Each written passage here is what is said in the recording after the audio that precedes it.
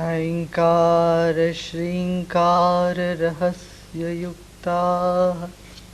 ह्रीङ्कार गूढार्थमहाविभूत्याः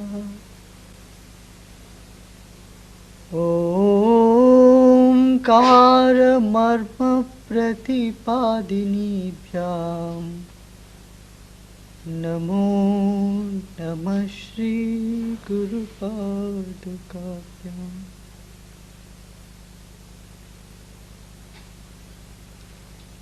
ॐ नमः प्रणवार्थाय शुद्धज्ञानैकमूर्तये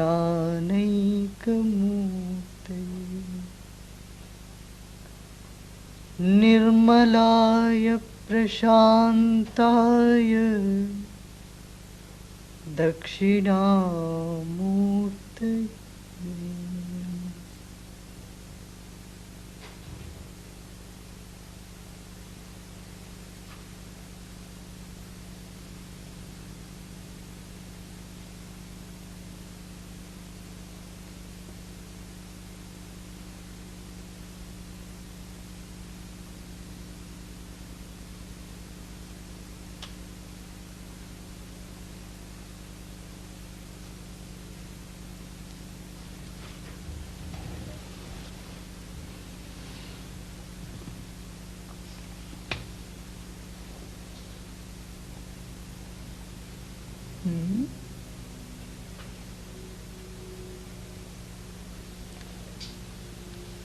Guru Purnima is called the day of the master, but actually it is the day of the devotee.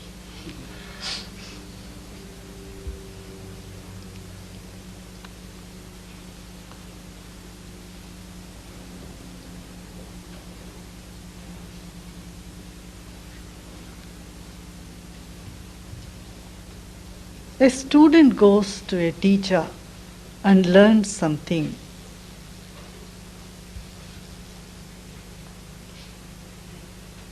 Gets some information, and then he walks out of the school. There is no more information, just like looking at a guidebook, like a tourist guide. You go with a tourist guide to see a place, the guide shows all the places, or like a traffic police. Sometimes he directs you. Or a gas station, you go and ask someone, where is what? And they'll give you some information. You take it and you say one thank you, and there it is finished. Isn't it? You went to primary school, middle school, and whatever grade you call it, grades of school, secondary school. You collected information. You learnt about mic, you learnt about computers, learnt about mathematics, learnt how 2 plus 1 is 3.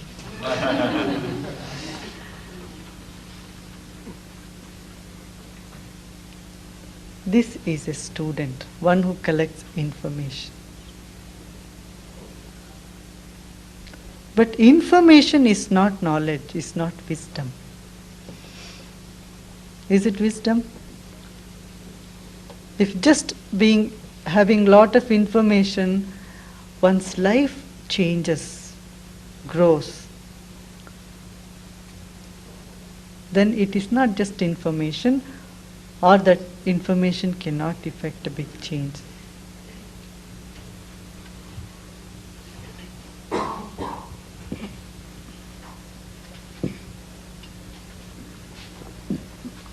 आइए.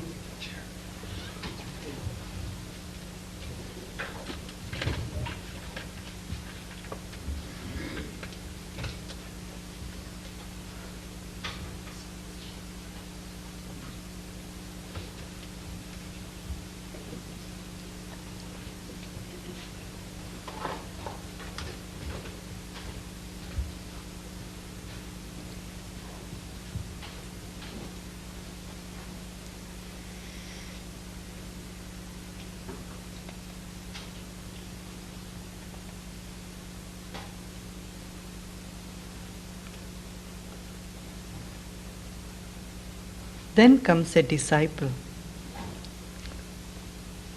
Disciple follows the example of the master. But a disciple is with the master for the sake of learning wisdom, for the sake of improving his life, for the sake of attaining enlightenment. He has a purpose, a cause. So he is not just collecting information, but he is trying to look a little deeper. He is trying to bring a transformation in his life. He wants to make sense out of his life. That is a disciple. A disciple is still centered around himself.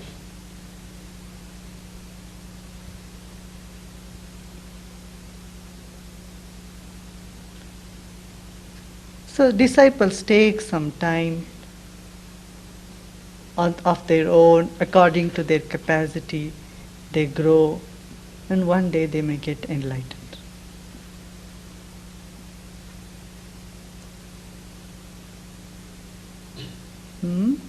And then there is devotee. A devotee is not there even for wisdom.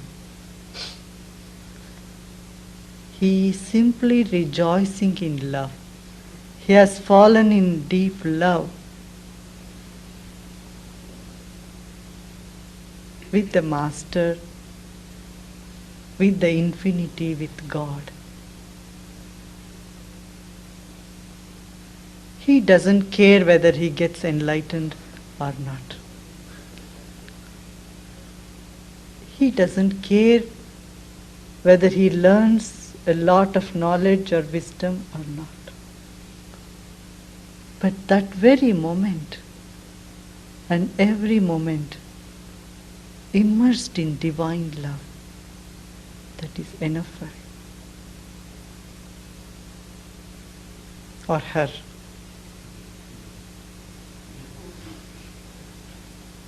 A devotee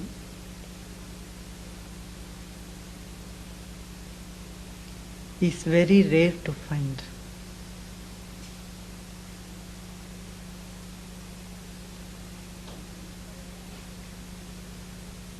Students are all over, disciples are few, but devotees are rare.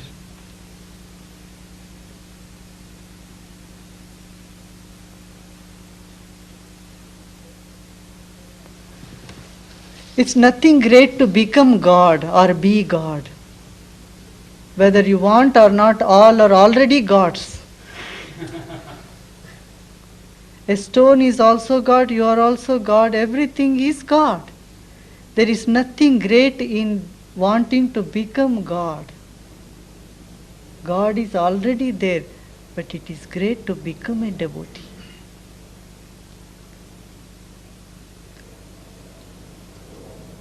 Do you see this? Everything, whether you want or not, is already God.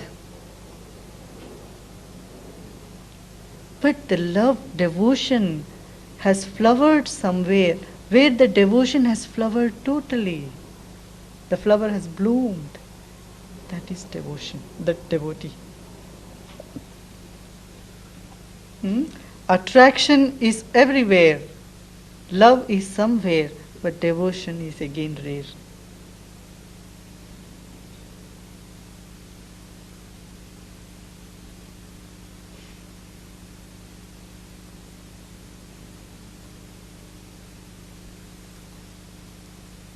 Devotion is very beautiful.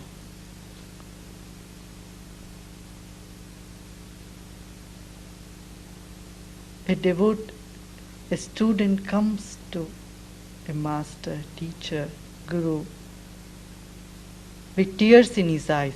There's so much problem. And when he leaves also, carries the same tears. But the quality of the tear is different. It's of gratitude. Still tears flow, but they are of gratitude, of love.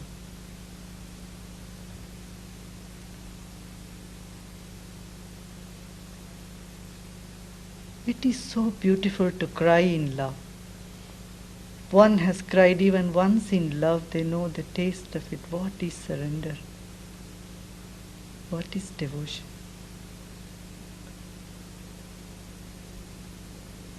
And the entire creation rejoices it. The entire creation is longing for one thing, a transformed tears. From a salty tear to a sweet tears.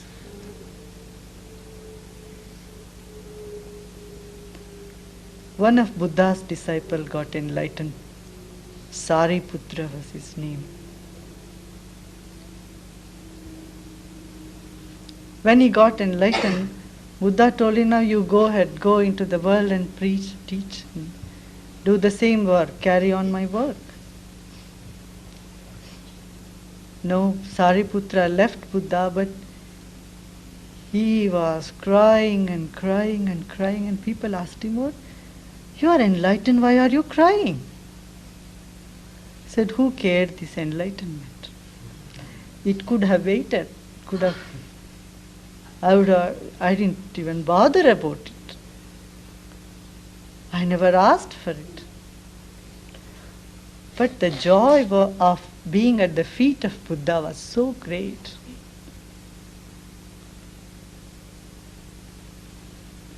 Being a devotee was so great. I said, now I am missing this.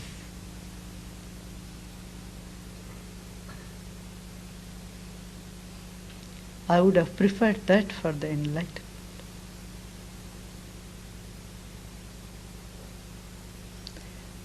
There is no separation, there is no difference, there is no distance, yet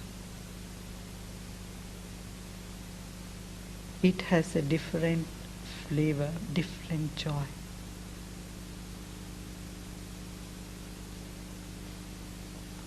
That is devotee. A devotee will never fall. He cannot fall. There is no chance for it.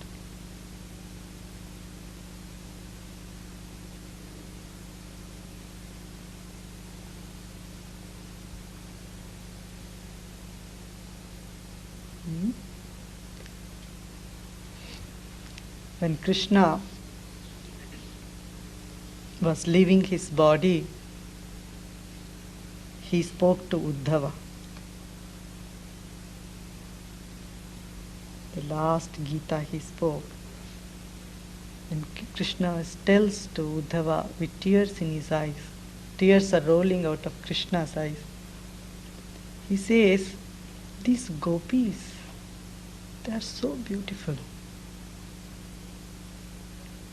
He says, I can't stand the amount of devotion they have.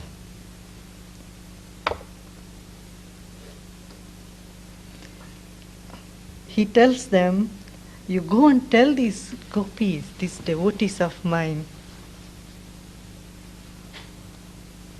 that only they can free me of their gratitude and of their love. It's so beautiful. He rejoices. He says, Krishna says to Uddhava, go and tell them that is the glory of devotees. He says, I am not in heaven. I am not in temples. But where my devotees sing, I am right there.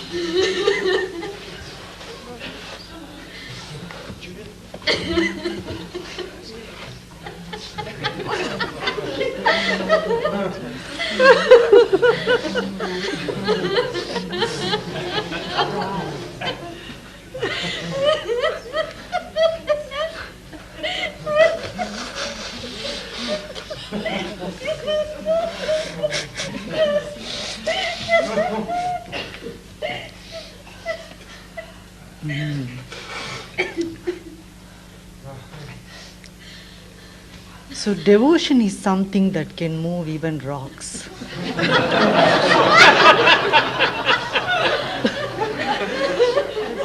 Devotion can even move even rocks.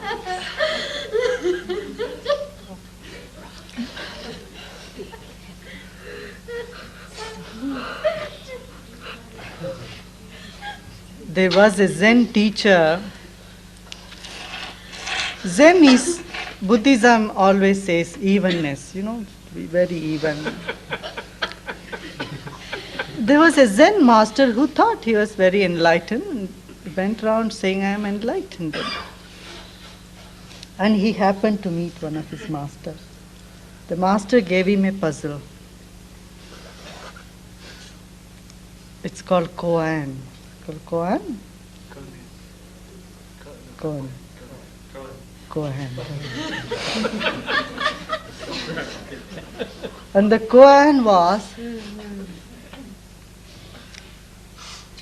the statue has eyes.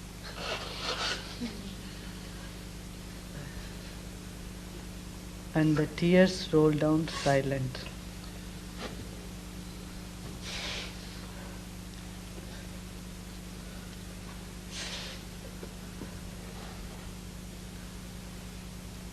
Hearing this, the Zen master was shaken.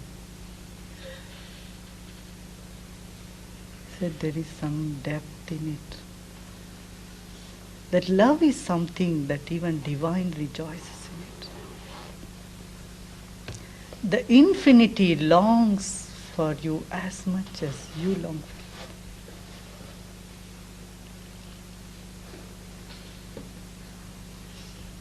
It's waiting to receive you.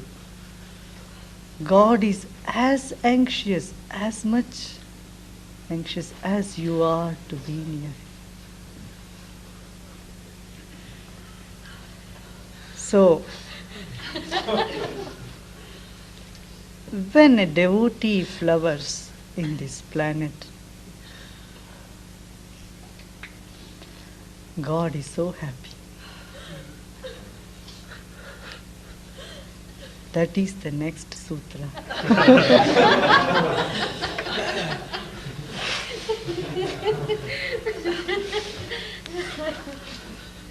Tat prapya. Attaining divine love, one sees love everywhere, all over. Only that is seeing. I am not seeing. Tat prapya tadeva pashyati. Wherever one sees the divine. If whatever one perceives divine. Tat prapya tadeva pashyati. Tadeva shrunoti. Only divine is heard and divine is hearing. Some of you have noticed when you are saying something or teaching something, talking something, especially about something that is valuable, worth, love and wisdom, you see that you are not speaking something else, Sadguru is speaking through you. Attaining Sadguru, the Guru himself sees through you. The Guru is speaking. Tat prapya tadeva bhashayati. That alone speaks. The love alone is speaking. In fact, all actions are propelled by love. Have you seen this in creation? Even if you get angry, behind that anger there is love.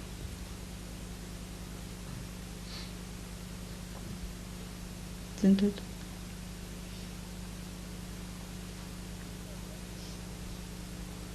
Even if you are worried about something, behind that worry there is love, isn't it? If you really don't care for something, you don't worry about it too. Huh? Worry is a product of loving something which is not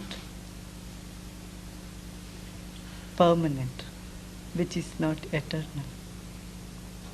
It's not because of love. Because of the object of love, the pain comes.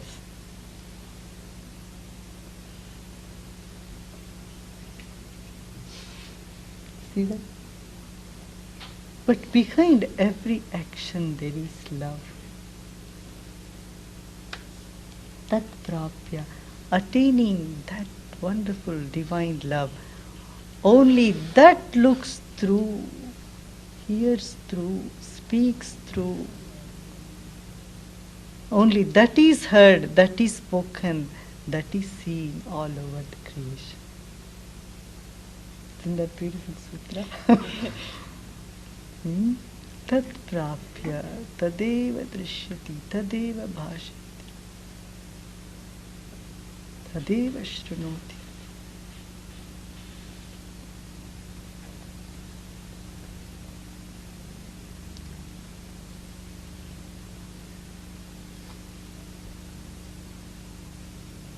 God is so grateful to a devotee as a devotee is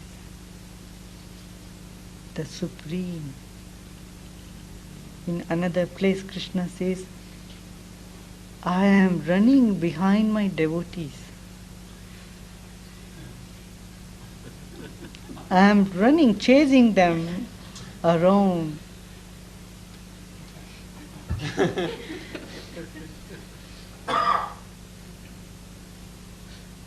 He says, because they are rejoicing in the divine love.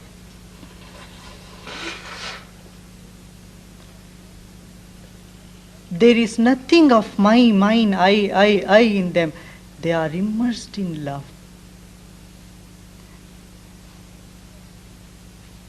They are not caring for anything but being in love. Nothing matters to them.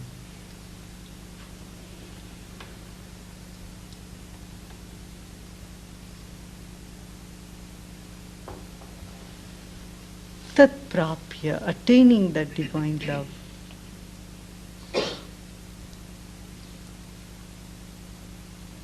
There is full centeredness. See, everything follows divine love.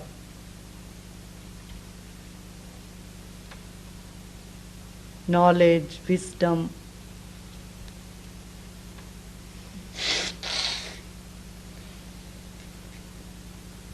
That is surrender, value of surrender. All the fears drop away.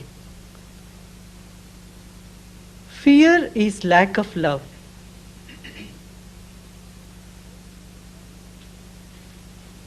Only one thing can eliminate fear, that is love. That is dedication, that is devotion.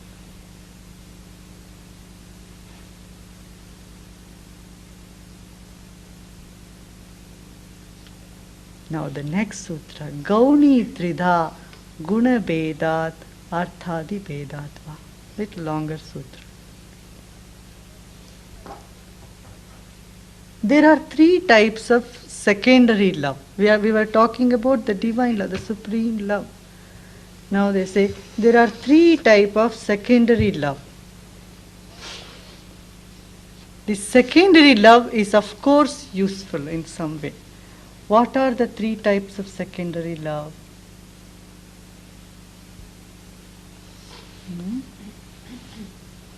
Affection, attraction, respect.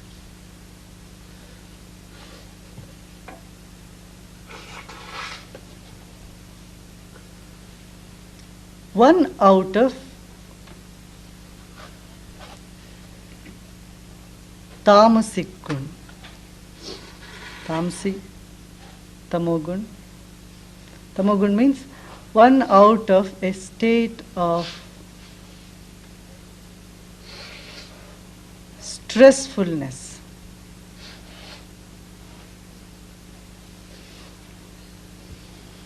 Now,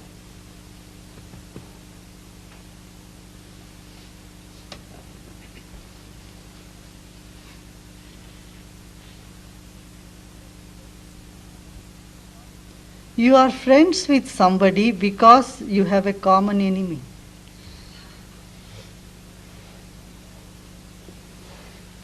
Do you see? You are getting together just to destroy something. But that getting together to criticize, talk, or destroy, or there is some affinity in the group, there is some love. But that is out of utter ignorance, sheer ignorance. This is one type of coming together. There is great love there also, like terrorists. You know, terrorists, they don't have fear. You know why? Because they love some idea. They put their life to it. Don't you see these terrorists all over the world? Huh? What they are doing? They are putting their 100%. They are really dedicated, really devoted. But out of anger, hatred, and ill will. This is tamogun type of love. This is called tamogun love, tamasic love. And there is rajasic love. Rajasic love is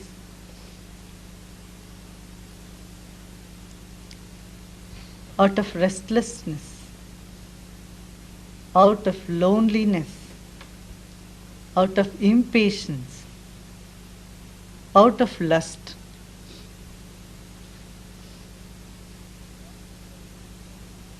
You think you love somebody, you really not love that person. You are just wanting to have pleasure from that person. Your mind is on the pleasure. After a while that dies out. When the attraction dies out, your love disappears. That type of love is rajasic love. It is better than the terrorist, love of the terrorist.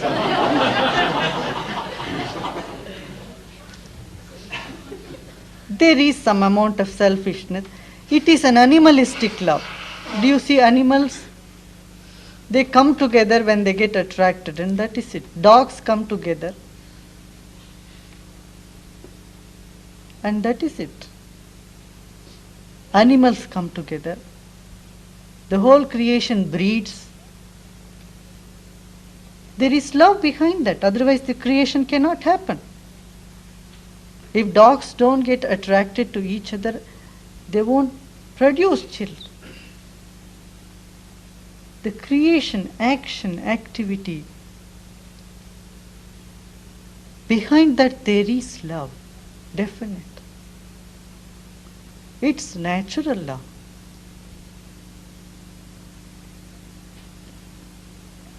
This is second type of love. The third type of love is something that comes out of knowledge, out of awareness, out of gratitude. This is sattvic love. Alan made this favor to me. He helped me. So I am grateful to him. Next time I see him, I feel so happy. I was drowning in the lake and he came and pulled my hand out and saved me. He did some favor when I needed something. I needed $10, he gave me $20.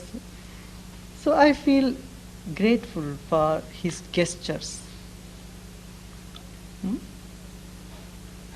I see some good qualities in Alan. He is a wonderful person.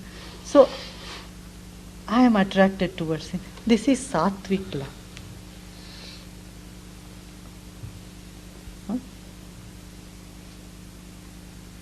I appreciate Tori because she has this good quality. I appreciate Divya because she sings so beautiful and does the asanas and also beautiful. She has good qualities. Or I appreciate Rashri, because she has this good quality. She gives big smiles.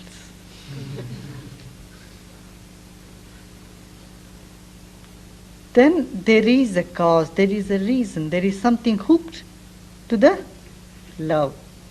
This is sattvic love. See, this is called sattvic love. But these three are secondary love. And who gets into these three stages? And three type of people also fall in love with the divine. One is one who is suffering. If you go to many churches or temples or even spiritual groups, people whom you find is those who want to escape from their suffering. So they want to go and pray to God, God, free me from this suffering, this is enough of it. I want some peace. Huh? Sufferers cry from their heart.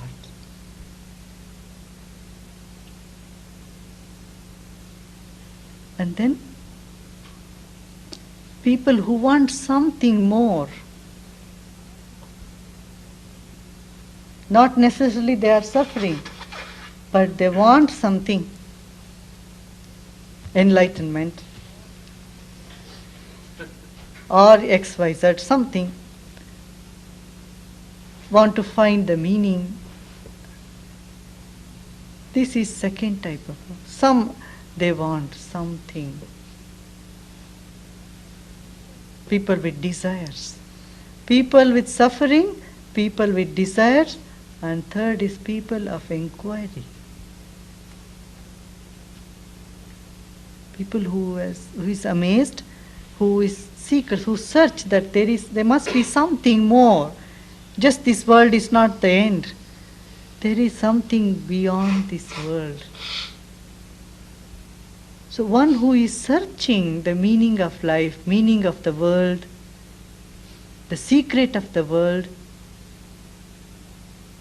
is the third category. The first is one who is suffering, wants a relief from, say something, suffering. And then those who are desirous of something, attaining something, either wealth or enlightenment or something, who wants something, wanting people. Second type, who pray. The third is one who is seeking, wants to know. He is not wanting enlightenment, he is not just curious. Want to find the meaning of life, what is next, what will happen, what is about this universe. These three type of love with these three type of people are secondary love.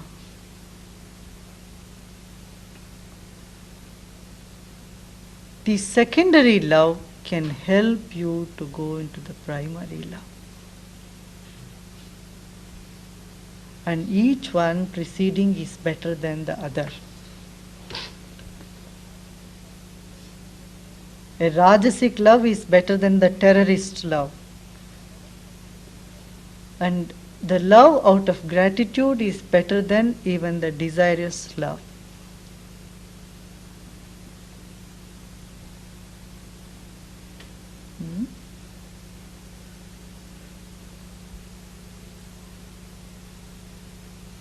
All other things, gestures we make, is to bring up this devotion. Love to mature as devotion. This we have seen. First is attraction. And then attraction grows into love, and love grows into devotion. Have you noticed this happening?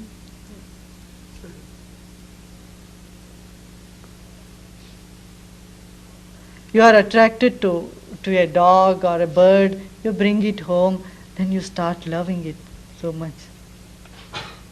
If that love to even the animal turns into a devotion,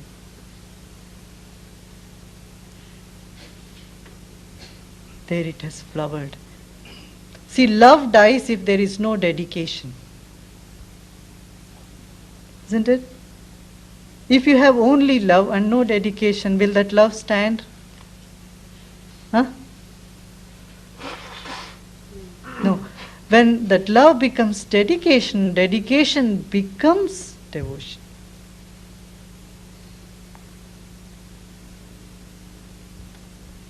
Dedication is a phenomenon where your love, which otherwise turns into fear, is arrested. You have lot of love. If you don't add a preservative, it's dedication. The love will go stale and become fear. Everyone has the capacity to love. It needs just one step to make one dedicated. Education, that is education. You know, in army, military, this is what they do, nothing. The march fast is another thing. There's one is made to dedicate their life. You know what is done in science laboratories? It's not a martial dedication, but an intellectual dedication is brought out within them. Isn't it? Huh? Can you find a great scientist without dedication? It is impossible. So purpose of education is to make you dedicated. That is what a disciple does. When the dedication completes, the disciple flowers as devotee. So Guru Purnima is the day of full moon. In the full moon reminds one the fullness of life. How full our life has become. So that full our love has bloomed. So a devotee rejoices in his or her devotion. Jai Gurudev.